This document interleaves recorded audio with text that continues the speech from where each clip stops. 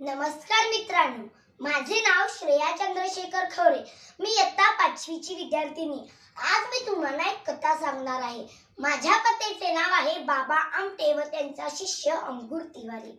वरोरा नावाचे एक गाव होतं। त्या गावामध्ये अंकुश नावाचा एक मुलगा राहायचा।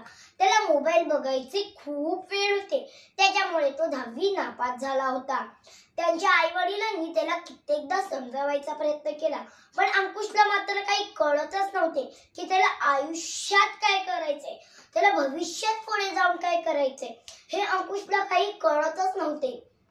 मग त्याच्या आई-वडिलांनी विचार केला की आपण आपल्या मुलाला बाबा आमटे यांच्या आनंदवनात श्रमदान शिबिरासाठी पाठवावा। असा विचार त्यांच्या आई-वडिलांनी केला, पण त्याच्यासाठी मात्र काय अंकुश तयारच नव्हता।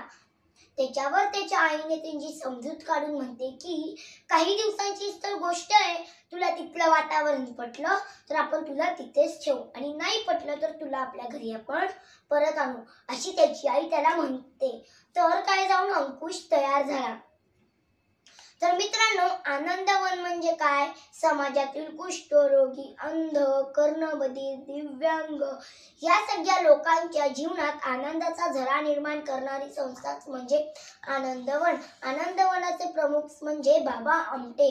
तर आनंदवनामध्ये महाविद्यालय, विद्यालय, रुग्णालय, शाळा या सगळ्या गोष्टींचा समावेश होता व तिथे दिव्यांग व अनाथ मुलांना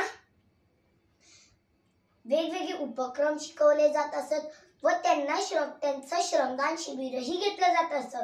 मग त्या श्रमदान शिबिर मध्ये जाऊन आपला अंकुश पोहोचला। त्याला तिथलं सुरुवातीचं वातावरण काही पटलं नाही। कुठे ते कुष्ठरोगी, कुठे ते दिव्यांग, कुठे ते अनाथ या सगळ्या लोकांची सेवा करणे व मनाने शांतता ठेवणे हे तितकेच अवघड आहे। नंतर अंकुशला तिथले वातावरण, सेवाभाव, शिस्त या सगळ्या गोष्टी अंकुशला हळूहळू कळू लागल्या आणि त्याचा चांगला परिणाम त्याच्या मनावर होऊ लागला। तर मित्रांनो, असेच काही दिवस गेले आणि 2008 साल आलं। 2008 साली मात्र बाबा आमटे देवाघरी गेले।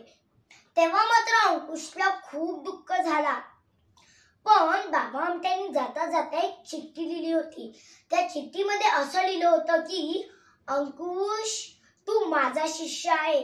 समाजात जिथे जिथे अंधार आहे तिथे तिथे तुला प्रकाश घेऊन जायचा आहे, तर ही जबाबदारी आता तुझी आहे। तर ही चिठ्ठी गुरूंची आज्ञा समजून अंकुशने 2020 मध्ये यशस्वी असं NGO स्थापन केलं। त्याचे नाव होते ज्योतिपथ। ज्योतिपथ संस्थेच्या मार्फत दिव्यांग व अनाथ मुलांना चित्रकला, हस्तकला, प्रिंटिंग प्रेस या सगळ्या गोष्टी शिकवल्या जात असत व त्यांची अंकुर शाळा घेत असत व त्यांना कामही मिळवून देत असत।